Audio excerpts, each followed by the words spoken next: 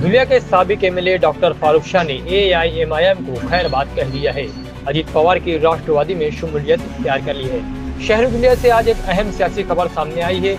मजलिस Ittehadul Muslimeen AIMIM के मारूफ रहनुमा और साबिक रुकन असम्बली डॉक्टर फारूक शाह ने पार्टी से इस्तीफा देते हुए अजीत पवार की क़यादत वाली राष्ट्रवादी कांग्रेस पार्टी में शमूलियत इख्तियार कर ली है। डॉक्टर फारूक शाह ने साल 2019 में मजलिस इत्तेहादुल मुस्लिमीन के टिकट पर धुलिया शहर से असम्बली इंतखाबात में हिस्सा लिया था और तारीखी जीत हासिल की थी। इनकी कामयाबी ने इन्हें न सिर्फ मुकामी सियासत का अहम चेहरा बनाया, बल्कि वो एआईएमआईएम के सरबराह असदुद्दीन अवीसी के करीबी हल्के में शुमार किए जाने लगे। लेकिन साल 2024 के असम्बली इंतखाबात में इन्हें शिकस्त का सामना करना पड़ा। इसके बाद वो सियासी मंजरनामे से काफी हद तक गायब हो गए थे। जराये के मुताबिक डॉक्टर फारूक शाह ने गुज़िश्ता दिनों मुंबई में नायब वज़ीर आला अजीत पवार से मुलाकात की और आज बाज़ाब्ता तौर पर राष्ट्रवादी कांग्रेस पार्टी में शामिल हो गए।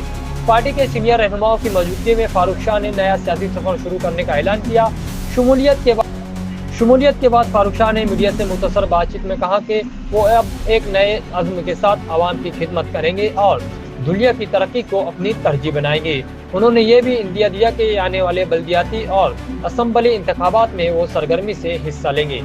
सियासी तज्ज़िया निगारों का मानना है कि फारूक शाह का ये कदम धुलिया की सियासत में नए इत्तेहाद और सफबंदी को जन्म दे सकता है और खास तौर पर अक़लियती वोट बैंक पर इसका बराह रास्त असर पड़ने का इम्कान है। फारूक शाह का मजलिस से राष्ट्रवादी की तरफ सफर सिर्फ पार्टी की तब्दीली नहीं बल्कि एक नया सियासी बाब है। अब देखना यह है कि आवाम इस फैसले को किस नज़र से देखती है।